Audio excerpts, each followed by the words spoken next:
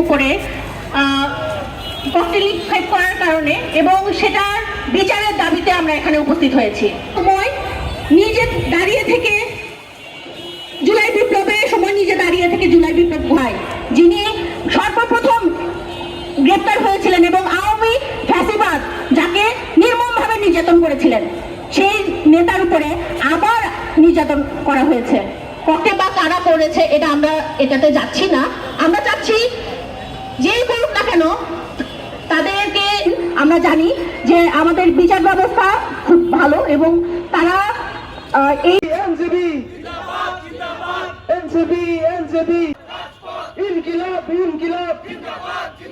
সচিব আমাদের এনসিপির কেন্দ্রীয় নেতা ওনার উপরে গতকাল রাতে ককটেল করা হয়, সেক্ষেত্রে 4 জন আহত হয় এবং আমাদের কেন্দ্রীয় নেতার উপরে এই যে ককটেলটা নিক্ষেপ করা হয় এটা একদম আমরা মনে করছি আমরা যে এই যে সংস্কার চাই, আমরা যে সংস্কার কমিশনটা চাই, আমরা যে একটা সুষ্ঠু নির্বাচন চাই, আমরা একটা সুষ্ঠু রাজনীতি চাই, আমরা দেশের মানুষের জন্য দেশের মানুষের যে সুষ্ঠুতার জন্য যে আমরা রাজনীতি চাই এইটা প্ল্যান করে যাতে ভেস্তে দেওয়া যায় এইটার জন্য হয়তো করতে পেরেছে বা করেছে এই জিনিসটা।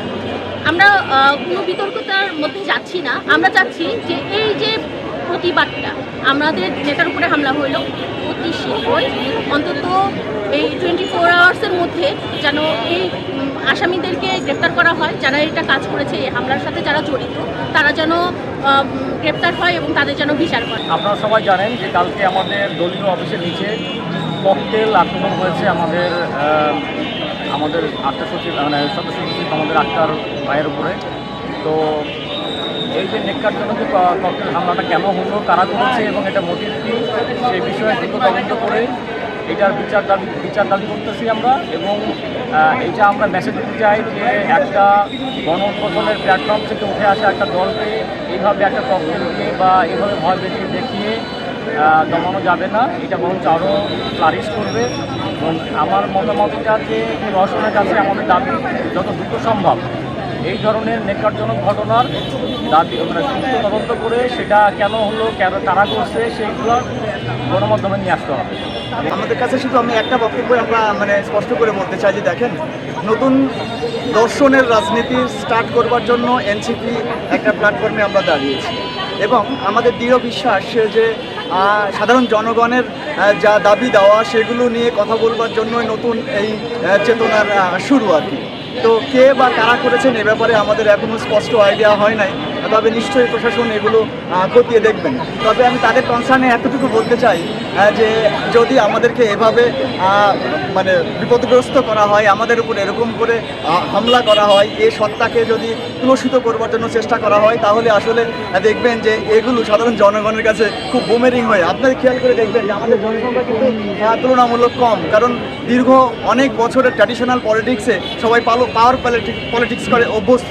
কিন্তু বর্তমান সময়ে আমরা যে এজেন্ডাগুলো নিয়ে এসেছি সেটা হলো জনগণের পলিটিক্স। সুতরাং ওই জনগণগুলোকে উদ্বুদ্ধ করবার জন্যই আমরা মূলত কাজ করছি। ওই জনগণের সাথে লেগে থেকে সত্যিকারের জনবান্ধব রাষ্ট্র পরিচালনা হোক সেরকম একটা মেমোরান্ডাম নিয়ে কিন্তু আমরা সামনের দিকে আগাচ্ছি।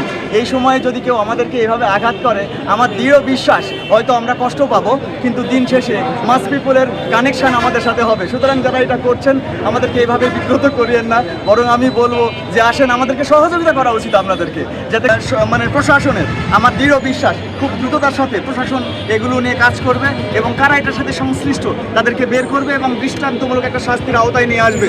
তাহলে অন্যরা এটা দেখে অন্তত সাবধানী হবে এবং এ ধরনের কাজে কেউ অংশগ্রহণ আর করবে না।